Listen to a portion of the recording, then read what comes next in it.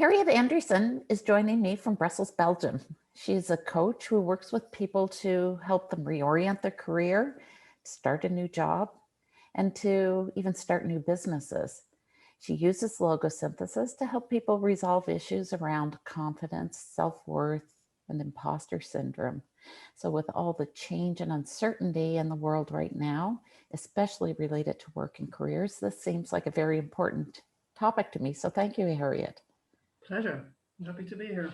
Yeah, I am interested always in learning how people were first introduced to logosynthesis. Can you tell me a little bit about your introduction and what inspired you to train in this model?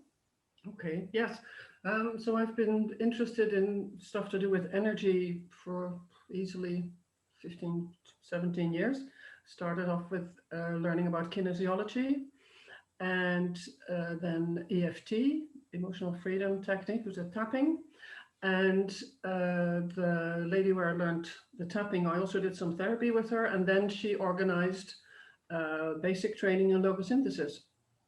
And so I thought, well, this sounds really interesting and mysterious. So yeah, let's go and find out. And yes, it was absolutely a total, I don't know, a strong word for a really major discovery. It was just brilliant. I I felt very much at ease with it straight away. And I saw how it worked at once. And very, because they were doing some demos, and I just couldn't believe how quickly and how effectively it worked. And we were also able to note the effect stayed. It wasn't just for the time of the demo and a day or something, but it was permanent. So I thought Yeah, this was really pretty.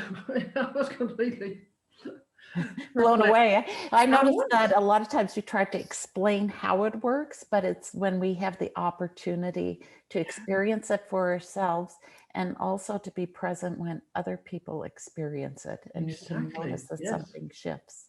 Just to observe that was really amazing because I'd been doing quite some training for my coaching and for different things in personal development, quite a few. And this was just a completely different universe. It was just so amazing. And I really liked the people that were drawn to it as well. And that turned out to be so true later on. When I discovered this, the community around logosynthesis, people who work with it. And that's just been an amazing discovery as well. But I immediately wanted to go on with it, even though of course, if you really think about it, how does this work?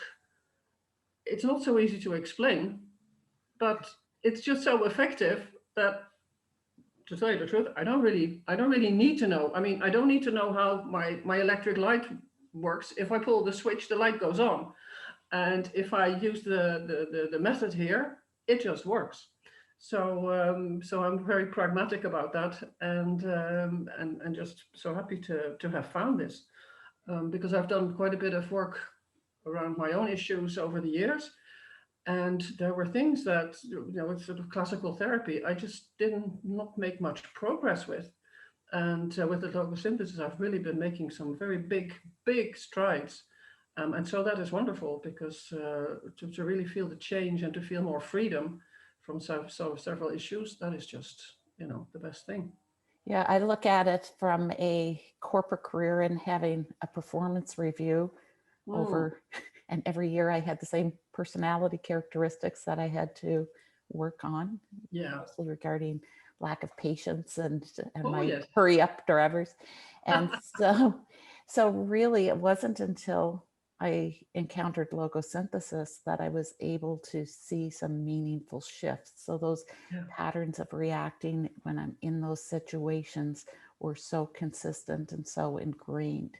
And I've found that when I started to just apply the method, I was able to notice those patterns soften and people around me noticed. And Yes. so, yeah. And so I think, even from your perspective as a coach, people are coming to you in transitions in their life and people end up offering a lot of advice.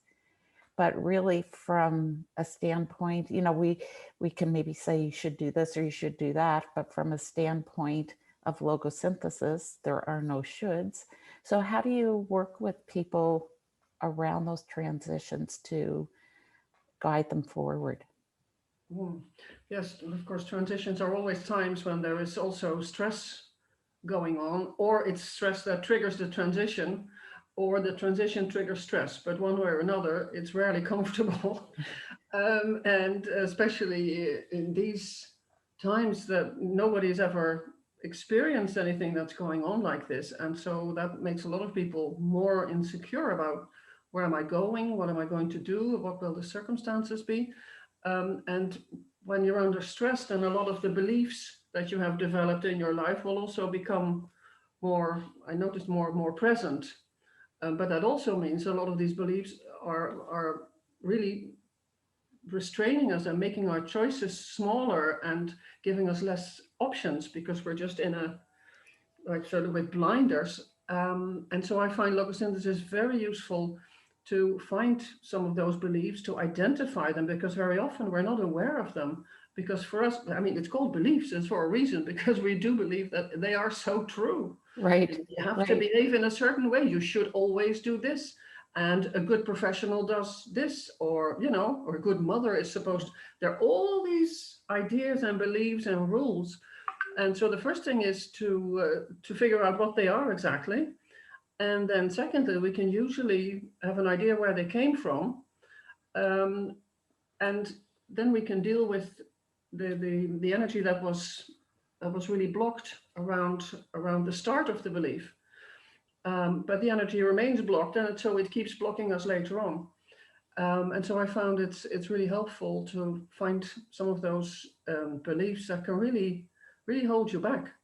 For Yeah, and example, it's the reaction, right? So during times of change, people should act a certain way and they don't, or the boss should do something and they don't, because we're going through change, or the company or the organization.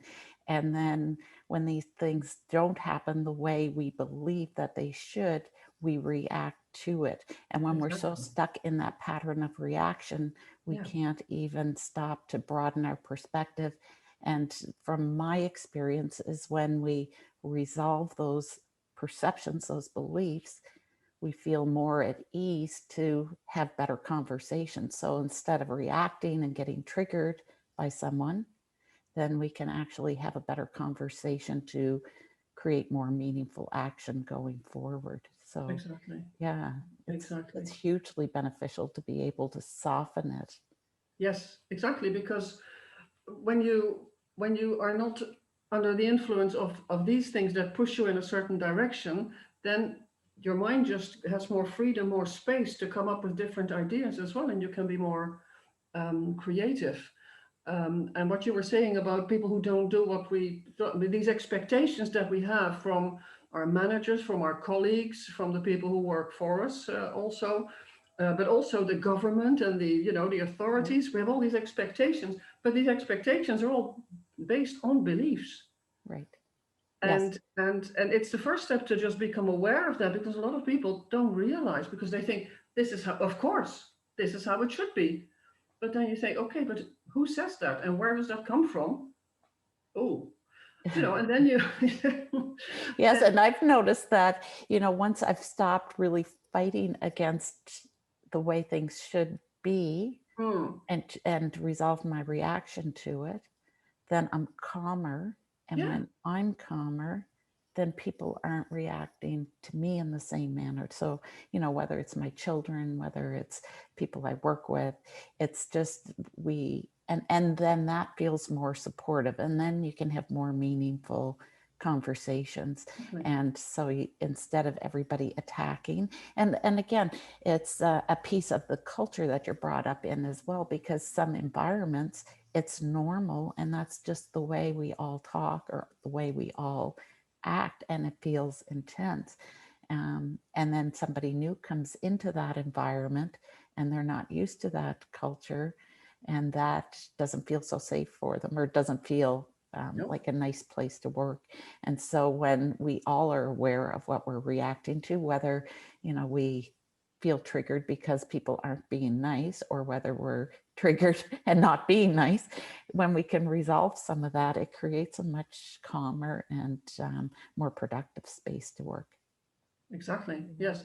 And I don't know very much about neuroscience and how the brain works, but the little I did learn is that when when you're not stuck in this really emotional state of reacting to things, then your more creative part of your brain is actually able to, to function and think of solutions and like, which way could we go, instead of thinking, but you should be doing this and they should be doing that and we should all be doing something else, because then you're just, pedaling on the spot where you are, but you're certainly not making any meaningful progress. And whether that's in a company, in a team, or in a family, that is all the same thing. And the more I, as a person, or who can be calm and not so triggered, the better for everybody around us, and because then they can be not so triggered as well. Yeah.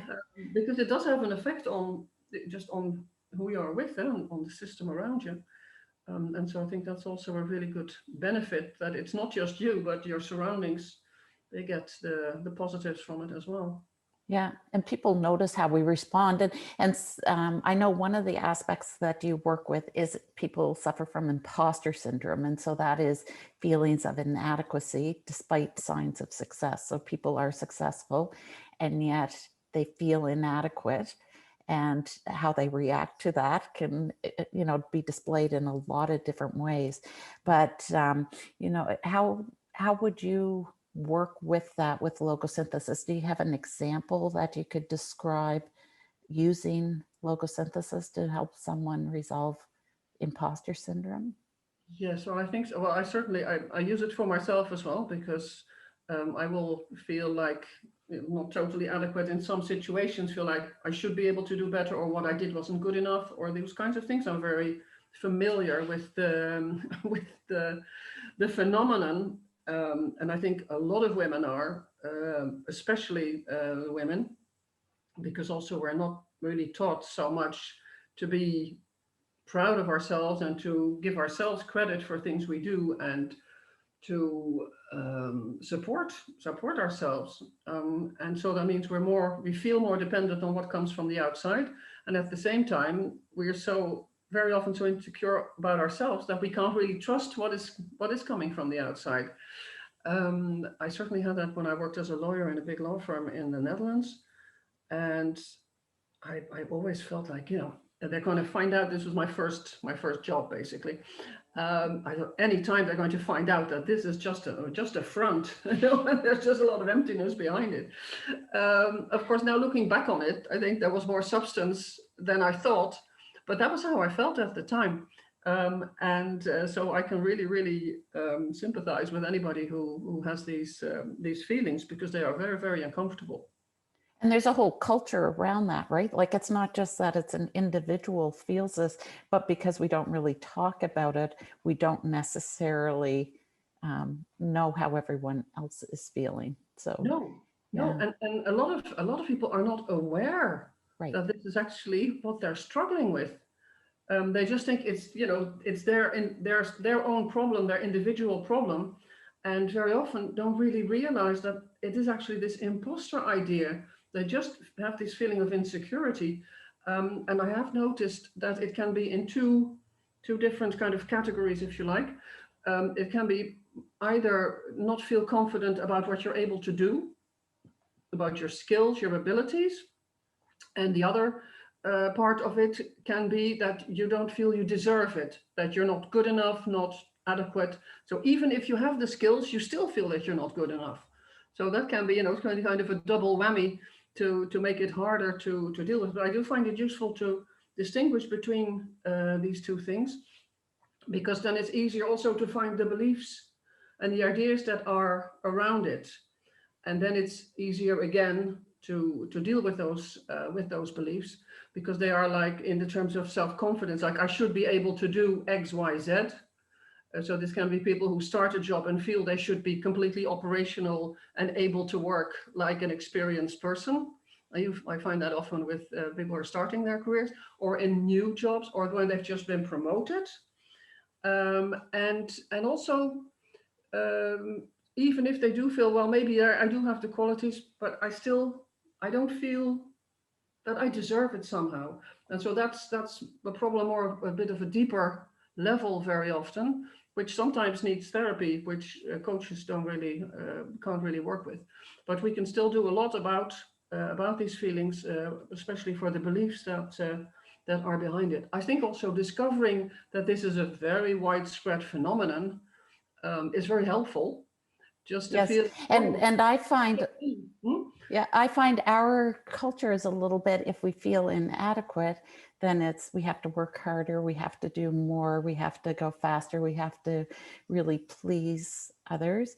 And Yeah. so what we end up doing then is almost exasperating it. And what I found with logosynthesis is if you can just notice what you're reacting to, I don't feel adequate in what I'm doing right now, and resolve that belief, and then you can feel calm and really see what resources. Yeah, it really is, it's a sense of It's just ease, like and that. it's like, oh well, if I'm not adequate, then I can go and ask for help. Yeah. I can, right, I don't have to attack people that No. are feeling threatening, because I no longer feel threatening. So Yeah. it brings a sense of calm and focus to the situation. And then when you're not constantly in this, fight, flight, freeze mode of feeling inadequate, often without even recognizing it, then you're able to really think through what the next steps are. Yes. And it just creates a much more productive space, for Absolutely. learning, because you can't learn when you're constantly No. triggered and reacting. No, exactly. And once you're out of this idea of I should be able to do this, or I should whatever, then you can start looking at what do I actually have? What am I actually able to do? But in a more relaxed manner. It's more like take an inventory. Right. And this is a big step I find very important in the process when people want to change jobs or change careers. First, just to look at the motivation, what you really want to do, but then what are you able to do and what do you like to do? Because I have certainly noticed that when you like to do something, you very often do it well. And so then that can also help you feel more confident about what you're doing. And so I think this is a useful thing for, especially for the part where it is about confidence, and to just take a look at, so what have I been doing in order to get where I am now? Or almost what must I have been doing in order to get where I am now? Because generally promotions, they are not just, falling out of the sky, and companies, usually organizations, think about who they give them to. So there must be good reasons why you got this. So what could those reasons be? What must you have been doing right? And then people can find out for themselves, oh yes, oh indeed, okay. And then they can start giving some value to themselves. And in my own personal development, I have really found that the one dependable way of feeling better about yourself is about the feedback you give to yourself. Right. And as long as you don't give this positive feedback to yourself, everything else that comes in, it just falls into sort of a bottomless hole, because you have no basis, no foundation where it can land. Yeah. And that is really when you start giving this to yourself about what you can do and about who you are. And that is really, really, really important. Yeah, and a big part of it, I know, especially even for me, was just to notice what I was reacting to, like when my tone of voice shifted, or when my posture shifted, or right, or when you turn away from someone, and those patterns of how you always, want to hang up the phone with the same person over and over again. And in some cases, in the moment, you can't really even help yourself. It's just a programmed reaction. And so it's taking the time to notice that reaction. And then logosynthesis offers the method, a technique to process it, so it doesn't keep derailing you. And so that you can, once that's out of the way, then of course there's other challenges and other reactions that come up. You can do the same process over and over again, but over time you really notice shifts. And you mentioned, enjoying the logosynthesis community, and I've been involved for the past 5 years, and I notice a shift in people, because to me, over the last 5 years, they appear more relaxed, they appear more effective in what they're communicating.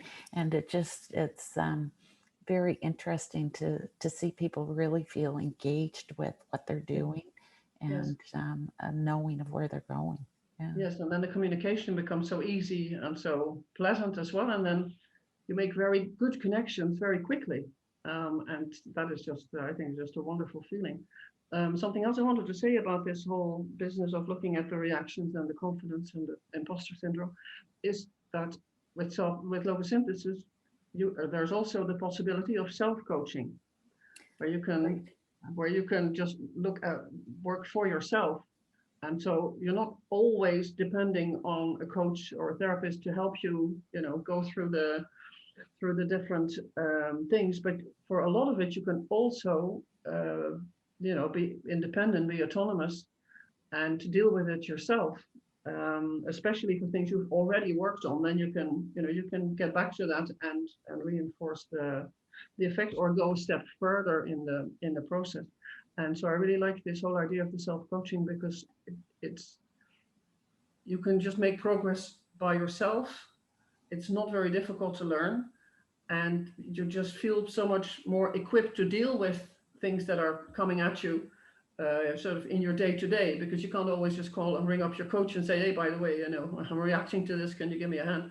But you can also do a lot yourself, and I think this is a very important aspect, that with therapy generally you don't have that because you need the person to work through the stuff. So Right. And it's very empowering for the individual, right? Like it's empowering for the individual if they can actually do the work on their own, and then they can go and get guidance when they need it for the deeper issues or the bigger issues or the bigger blocks. And it's and it all flows so smoothly, right? It's not like you're spending your time just on resolving the blocks as opposed to creating action plans about what you have to do. You're kind of shifting from that, I have to do all these things, to simply being and noticing and being aware and present.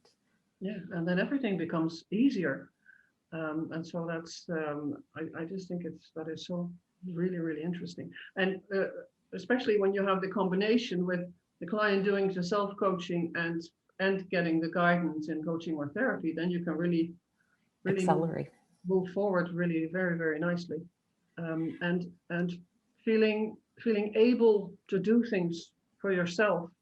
This empowerment, I think, is really, really important, because we very often feel so dependent on so many things to decide things in our life. But at least here, it helps to feel, for me certainly, and when I see it with my clients, to feel good about yourself, being able to feel like I can deal with stuff that's coming at me, and I can, go get back into this state of being all right and looking around and being creative in my thinking and being able to think of useful steps.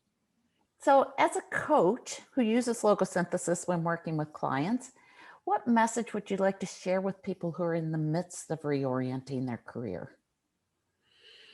Well, for me, and it's always the very first question I start with clients, is what is it that you want to do? What is your motivation? What is pushing you to want to change?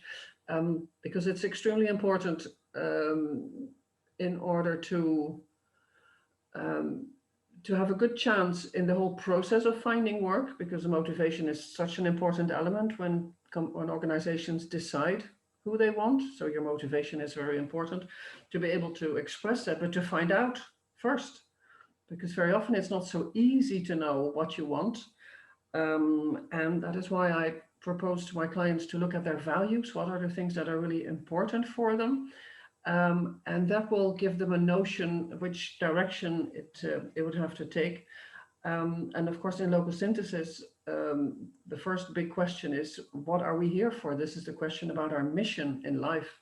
What's our purpose here on this planet? And it's a big question. And very often there are already obstacles to even knowing, but luckily there's help that we can have for that. And the second question is, what is getting in the way of living this mission, of really putting it into practice? And so with these two questions, and with the help of logosynthesis, we can really get more clarity. But my real, I was almost going to say advice, but coaches are generally not people who give advice. We ask questions, but the Guidance, question right? My guidance. yes, more guidance. But the question that I think would be really interesting to ask yourself is, what is really important to me? What is it that would make me happy to be doing? And what makes me feel good? And so that is very much about the heart and the gut. And then usually we find the reasons later. Yes. I find that it very often goes like that. It is to really look inside deep and feel what is happening there. And one of the things I notice in working with logosynthesis is, quite often we say, oh, what is your mission and what is really important? And when we approach it from a thinking brain, we often come up with something different than when we really connect, from an energetic level, from a spiritual level. And with logosynthesis, when we start, what is our mission in this life? Maybe it's not clear in the moment, and maybe we don't even talk with that language. But when we use what we're reacting to in our everyday life and we start to resolve those blocks, then things start to become more clear, and we start to recognize what's important when we're not constantly reacting to all the demands of everyone and everything around us. Then we're in a better position to really, kind of listen to our inner voice instead of listening to everything around us. And so I found that logosynthesis has been very nice to help just peel away the layers or just resolve those blocks, and then things become a little more apparent without all the, the deep thinking and over analyzing. So exactly. yeah. No, because you can analyze things to death, but I think it's absolutely as you say, because when we're reacting to so many things, it's just so much noise and stuff inside and around us. But when we can have a little bit more calm with that, then we can really listen to what is inside us, this essence that we have inside, which is really the thing that carries us. And I've noticed for myself, and I see it for my clients, the more you are linked to this really deep side in yourself, this essence, the more you feel happy with what you're doing, and the more effective you are also. Because you just use the energy in the very best way that you can. And then inevitably, of course, you also have good results and everything that comes from that. But the first thing is that it makes you happy and makes you feel like you're really doing something worthwhile. And I think that is just a wonderful, well, certainly I love feeling that when I'm doing my coaching, for sure. Well, Harriet, I certainly have enjoyed this conversation with you to really kind of talk about supporting people as they go through life transitions, as they look to reorient careers, and especially in a time where our world's changing so rapidly. And your work and your experience and your expertise with logosynthesis has certainly created great insight for what is possible for overcoming challenges along the way. So thank you very much for this conversation. My pleasure. Thank you very much. Take care. Bye.